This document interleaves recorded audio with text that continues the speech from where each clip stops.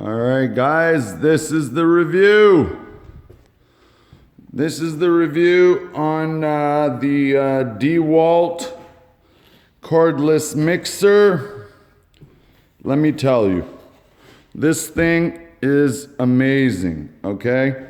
When I mix a batch of mud, okay, I use my paddle, right?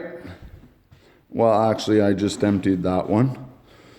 But look, okay, this is gonna be hard to show you, but I'm just going to explain it to you, okay? I connect the drill, okay? Actually, you know what? Let me pause and I'll set up the camera. Okay. So this is what I mean. Look, I don't use the chuck, okay, to tighten the bolts, the spinner. I just put it on, hold the chuck, and hit the gas. Okay? Now usually it binds up and it kicks on me and hits the bucket. Now with this E-clutch, see, I can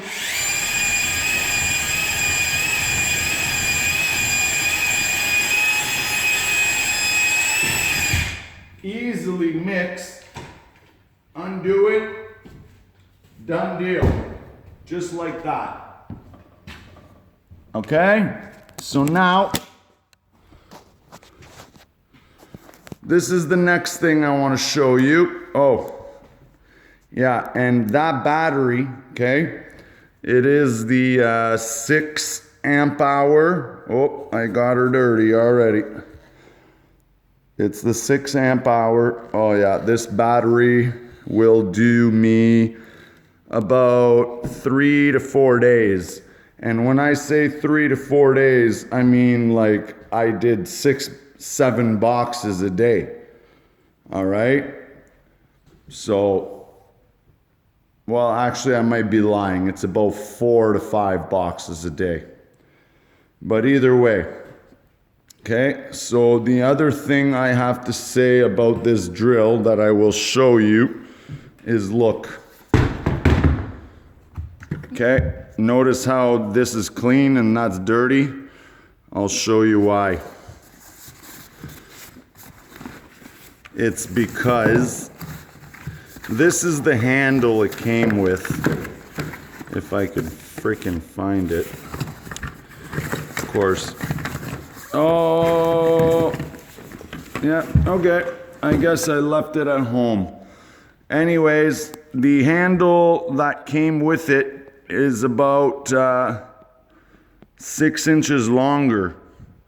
And it's kind of silly because if you look at the drill, your hand is right here by the motor to hold the trigger, and the bit is right here.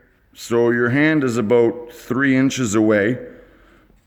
And the handle off of my corded drill, dewalt, fits perfect. Honestly, you could probably use a Makita, anything. But the other handle, it puts your hand out totally out here. And it's stupid, to be honest. So I just put my dewalt handle on it, and it's awesome. It's awesome. So the next little toy, I know it's kind of hard to film because it is dark outside, okay? But this is it. It's a dewalt cordless light, okay? And this light has tool connect, so I could track it wherever I go. And it's got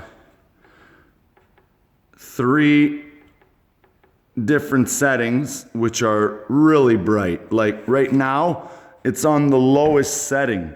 And look, it's pitch black outside. And look, this whole room is lit up.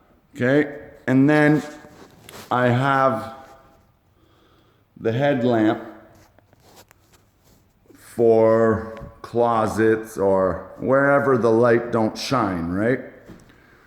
And the next step is a cordless radio, because we all know we need the cordless radio, because I had a few, but they all broke, so I got some more batteries and another radio, and we're good to go, guys. See, yeah, it's pretty dark. So I set up this, oh, look at this. Look how bright this headlamp is. See that? That's just my headlamp. And it's an Amazon, it's called the Night Buddy. Yeah, you've probably seen me with it in every one of my videos, but these lights are amazing, all right? So yeah, this plank, I just screwed a little 2x on the wall, put it there, and whenever I put my plank in the stairwell, okay, I try to line it up with the joint. So if you follow this joint right down, see, direct center of my plank, all right? So with these builders, I always finish just, the basement is unfinished, unless the client wants it. But most of the time, 90% of the time, it's just a finish up to the basement. So, so far, not bad. 2 days.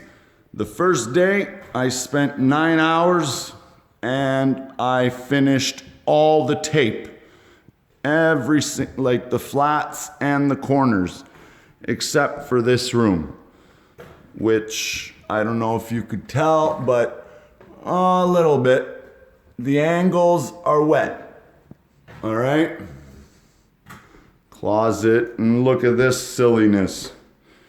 The sheet. Like, who gives you a house with a broken corner like that? Okay? And another one up there, but okay, it was just a little chunk of the corner. And all I do for that kind of stuff is when I use my super taper, I just fold up a bunch of wet tape and fill in the hole. And then I put a piece of flat tape over it. Just like this spot right here. See this spot right here? It's a, well, it's kind of hard to see, but there's just a little half moon missing of drywall. I just folded up a bunch of paper tape in mud, because the super taper, it's wet tape, right? And I just shoved it in the hole.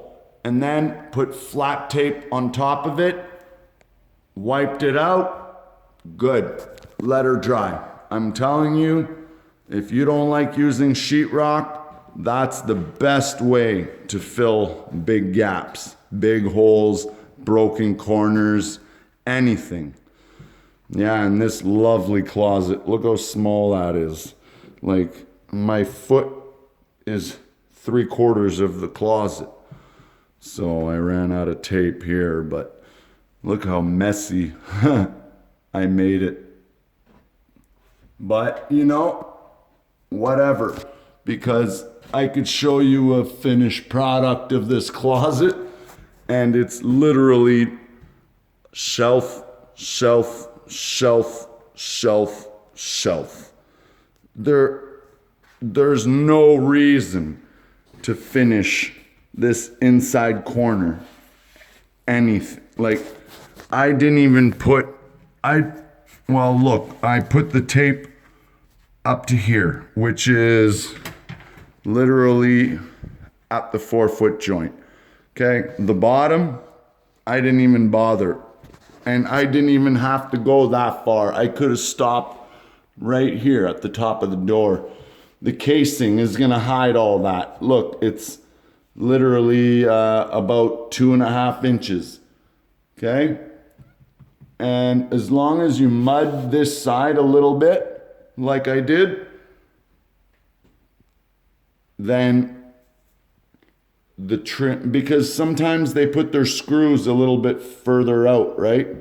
So you want to make sure you got at least one coat on those screws. See how dark it is? Like, and I like how they put their butt joints above and below the windows. It makes it smaller, and then your casing hides half of the joint, right? So look at the difference from the lighting from that